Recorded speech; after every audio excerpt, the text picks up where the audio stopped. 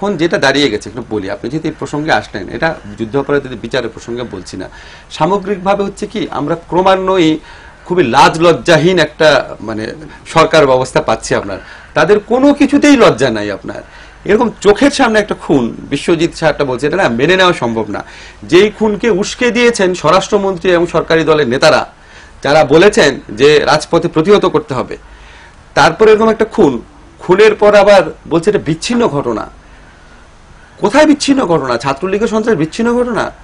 কামরুল সাহেব কেন প্রশ্ন করতে চাই, এটা কবে বিচ্ছিন্ন ঘটনা হলো? ঢাকা বিশ্ববিদ্যালয়ে আবু বকরকে মারার পর থেকে জাহাঙ্গীরনগর ইউনিভার্সিটি, আপনার মনে আছে গণহত্যার মতো একটা দৃশ্য হয়েছিল, উপর থেকে ছুঁড়ে ছুঁড়ে ফেলে দিয়েছে। এটা বিচ্ছিন্ন ঘটনা। এই ছাত্রলীগের সন্ত্রাস। স্বরাষ্ট্রমন্ত্রী যেটা বলছেন যে 8 জনকে গ্রেপ্তার করা হয়েছে, এরা ছাত্রলীগের কেউ না, এরা ছাত্রলীগের সঙ্গে সম্পৃক্ত না। পুলিশ বলছে না, আমরা কাউকে গ্রেপ্তার করি নাই। আর আজকের দৈনিক পত্রিকার শিরোনাম হলো ওরা কেউ গ্রেপ্তার হয়নি।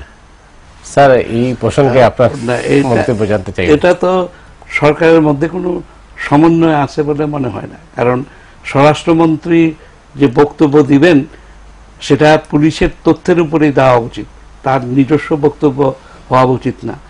আর 2 নম্বর, যদি সমন্বয় থাকতো তাহলে দেখা যেত যে স্বরাষ্ট্রমন্ত্রীর মুখে কথা বেরোয়ার সঙ্গে সঙ্গে পুলিশ সেটা পয়দা করে ফেলতো। তো সেটাও হচ্ছে না। মন্ত্রীর কথাও নিচের লোকেরা শুনছে না, নিচের লোকদের কথাও মন্ত্রী শুনছে না। তো এটা তো একটা সমন্বয়হীন প্রশাসনের দালিলিক প্রমাণ সহ যখন কাগজগুলাতে বা টেলিভিশনের পর্দায় আমরা দেখলাম, সেটাতে এরা গ্রেপ্তার হলো না, কিন্তু মির্জা ফখরুল ইসলাম আলমগীর গ্রেপ্তার হলেন ময়লার গাড়িতে ঢিল মারার কারণে। আমার এখন আপনি খেয়াল করে দেখেন, একটা ময়লাবাহী গাড়িতে ধরে নিলাম মির্জা ফখরুল, ময়লাবাহী গাড়িতে ধরেন ওনারা ধরে নিলাম ইট পাটকেল মেরেছে, ময়লা গাড়ি বাহিতে ইট পাটকেল মারা হয়েছে একটা মিছিল থেকে, সেই জন্য বাংলাদেশের প্রধান বিরোধী দলের মহাসচিব গ্রেফতার এবং 37টা মামলা। আর প্রকাশ্য রাজপথে টিভি ক্যামেরার সামনে কুপিয়ে কুপিয়ে, আপনি খেয়াল করেছেন, রক্ত, ফিনকি রক্ত সে গায়ে লাগছে, সেই রক্ত গায়ে মেখে একের পর এক কোপ দিয়ে মারছে, তাদেরকে এই রাষ্ট্র ধরে না। তো এখন আমার কাছে মনে হয় কি, আইদার এই সরকারগুলো আপনার নির্লজ্জ হয়ে গেছে, জনমত কি, মানুষ কিভাবে পাত্তাই দেয় না আর কি। মানে এত নির্লজ্জ কোনো সরকার হতে পারে যে পাশাপাশি 2টা ঘটনা, একটা মহাসচিবকে আপনি ধরলেন, একটা ভদ্র নিপাট ভদ্রলোক যার একটা গুড ইমেজ আছে সোসাইটিতে, বিনা দ্বিধায় ধরলেন, বিনা দ্বিধায় 36টা মামলা দিলেন।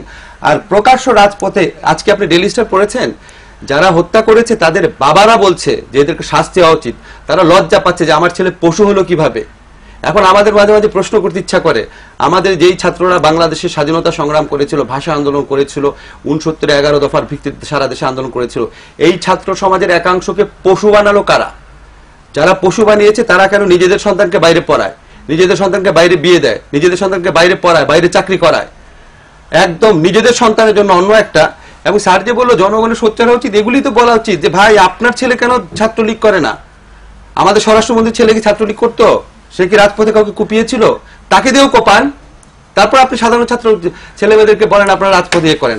আমি একই কথা বিএনপি সরকার আসলেও বলবো যে বিএনপি সরকারে যারা মন্ত্রী আছে তারা কি নিজেদের সন্তানদেরকে ছাত্রদল করান?